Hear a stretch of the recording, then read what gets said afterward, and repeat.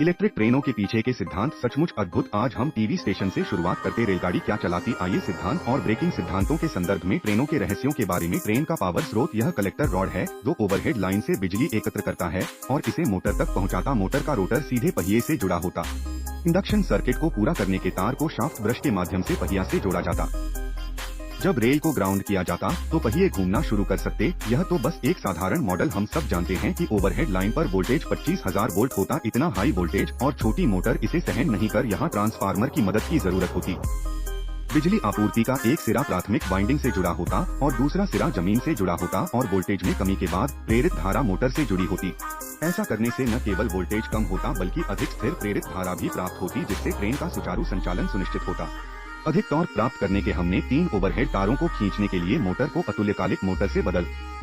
यह निश्चित रूप से अवैज्ञानिक। इस समय रेक्टिफायर और इन्वर्टर की मदद की जरूरत के ट्रांसफार्मर से स्थिर एसी रेक्टिफायर प्राप्त किया जाता है और एसी पावर को डीसी पावर में परिवर्तित करता। इन्वर्टर एसी पावर आउटपुट करता और मोटर घूमना शुरू कर देता। टॉर्क को बढ़ाने के हम एक गियर रिडक्शन मैकेनिज्म जोड़ते हैं और पावर सिस्टम का एक सेट पूरा करते और ट्रेन में न केवल एक लोकोमोटिव होता बल्कि एक लंबा ट्रेन सेट भी होता। पावर सिस्टम के एक सेट पर भरोसा करना निश्चित रूप से संभव नहीं। हम कितने और पावर व्हील लगा सकते।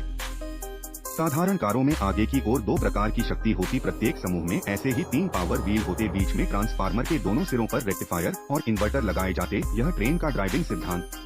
जिस रेल ट्रैक्शन मोटर पर हम अक्सर सवारी करते वह न केवल ट्रेन के सामने होती बल्कि लगभग हर पहिए पर पावर आउटपुट भी होती।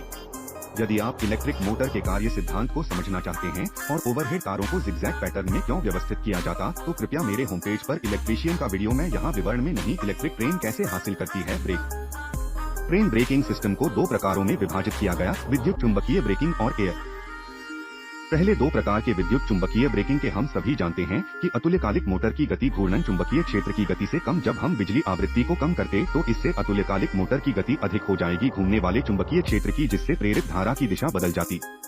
यह रोटर पर एक रिवर्स टॉर्क उत्पन्न करता जो एक इलेक्ट्रिक कार के ऊर्जा रिकवरी मोड को चालू करने जैसा, जिससे ब्रेकिंग बल उत्पन्न होता।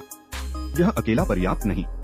ट्रेन वायवीय ब्रेकिंग सिस्टम से भी सुसज्जित। ब्रेक में लोचदार बल गैस स्प्रिंग दबाव को मुक्त करने के लिए संपीड़ित हवा के साथ संपर्क करता, पहियों को अलार्म देने और ट्रेन रोकने के लिए ब्रेक पैड को संपीड़ित। भले ही वायवीय प्रणाली में कोई रिसाव, फिर भी यह सुनिश्चित कर सकता है कि ट्रेन सुरक्षित रूप से रुकती और पहियों के प्रत्येक सेट पर एक वायवीय ब्रेकिंग सिस्टम स्थापित किया गया। क्या आप मैं जियाउद्दीन का पसंदीदा फॉलो पर क्लिक करना न